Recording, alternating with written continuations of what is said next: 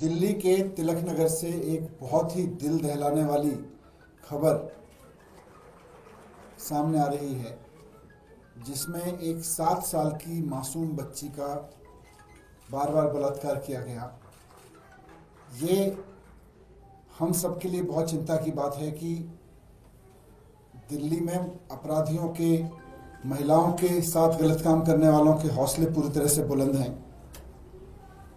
ये पूरी तरह से कानून व्यवस्था का मजाक हम बार बार कहते रहे कि दिल्ली में बना हुआ है।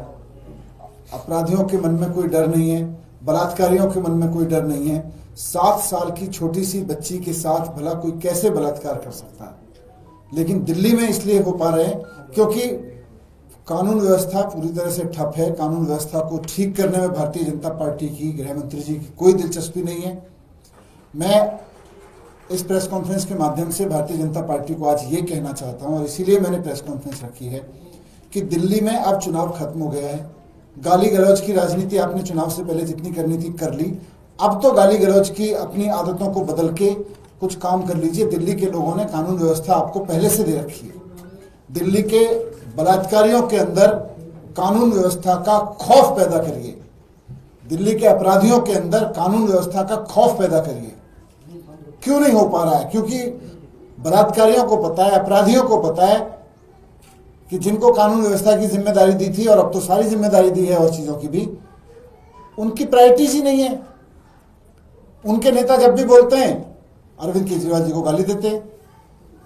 उनके नेता जब भी कुछ बोलते हैं केजरीवाल जी के बारे में गाली गलौज करते रहते हैं। तो मैं बीजेपी को कहना चाहता हूं कि अब जबकि चुनाव भी खत्म हो गया है दिल्ली का, ध्यान दीजिए इस बात पे। दिल्ली से पहले तो आपको कोई कुछ पूछता था, भाई दिल्ली में कानून व्यवस्था क्यों खराब है? आपसे कानून व्यवस्था तो ठीक हो नहीं रही थी।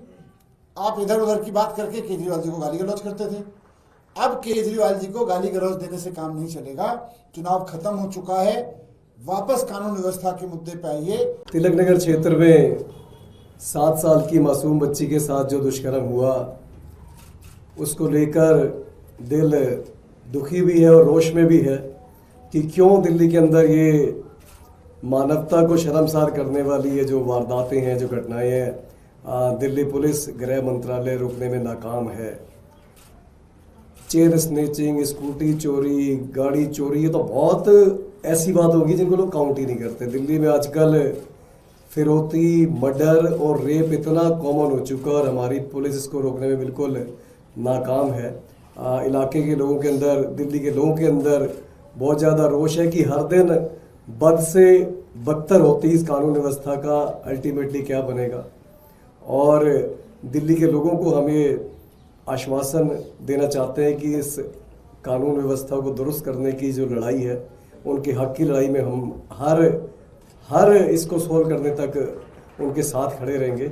और आशा करते हैं अपनी न्यायपालिका से कि दोषियों को सख्त से सख्त और जल्दी से जल्दी सजा मिले और इलाके में शांति व्यवस्था कायम रखने का मैंने लोगों से निवेदन किया है और हम यही उम्मीद करते हैं कि जल्दी से जल्दी दोषियों को सजा मिले।